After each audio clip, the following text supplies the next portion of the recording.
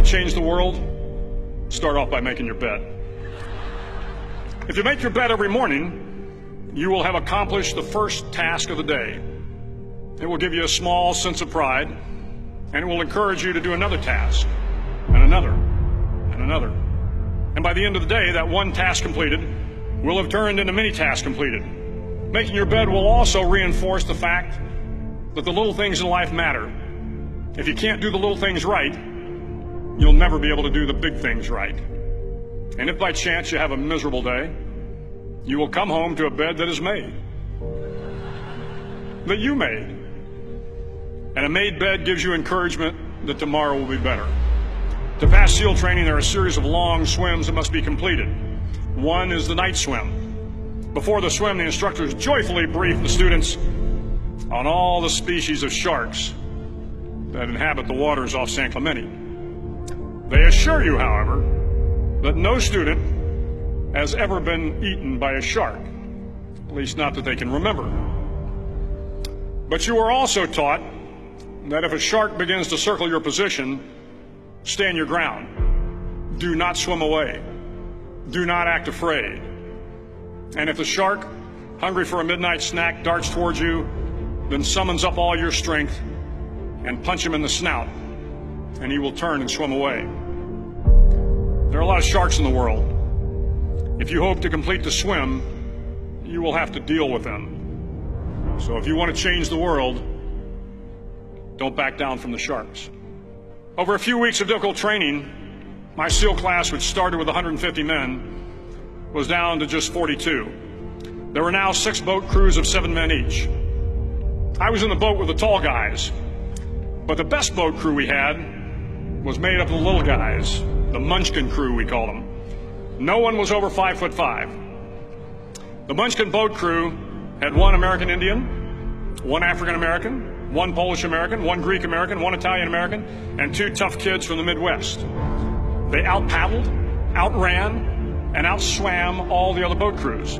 The big men in the other boat crews would always make good-natured fun of the tiny little flippers the Munchkins put on their tiny little feet prior to every swim.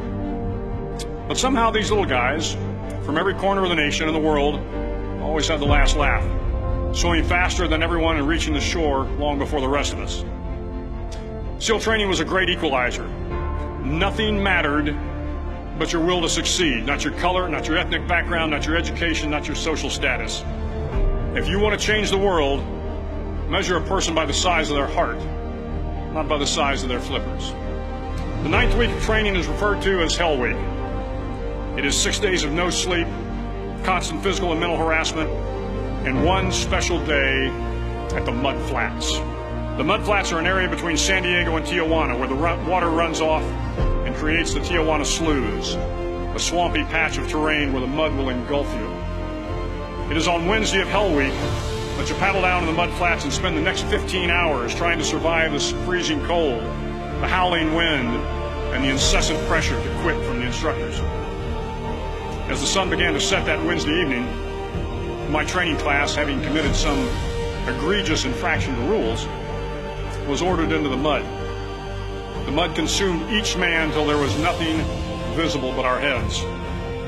The instructors told us we could leave the mud if only 5 men would quit. Only 5 men, just 5 men, and we could get out of the oppressive cold. Looking around the mud flat, it was apparent that some students were about to give up. It was still over 8 hours till the sun came up. 8 more hours of bone-chilling cold. The chattering teeth and the shivering moans of the trainees were so loud, it was hard to hear anything. And then one voice began to echo through the night. One voice raised in song. The song was terribly out of tune, but sung with great enthusiasm. One voice became 2, and 2 became 3, and before long, everyone in the class was singing. The instructors threatened us with more time in the mud if we kept up the singing, but the singing persisted, and somehow the mud seemed a little warmer, and the wind a little tamer, and the dawn not so far away. If I have learned anything in my time traveling the world, it is the power of hope. The power of one person, a Washington, a Lincoln, King, Mandela, and even a young girl from Pakistan, Malala. One person can change the world by giving people hope. So if you want to change the world, start each day with a task completed. Find someone to help you through life. Respect everyone. Know that life is not fair and that you will fail often. But if you take some risks, step up when the times are the toughest, face down the bullies, lift up the downtrodden, and never ever give up. If you do these things, the next generation and the generations that follow will live in a world far better than the one we have today. And what started here will indeed have changed the world for the better.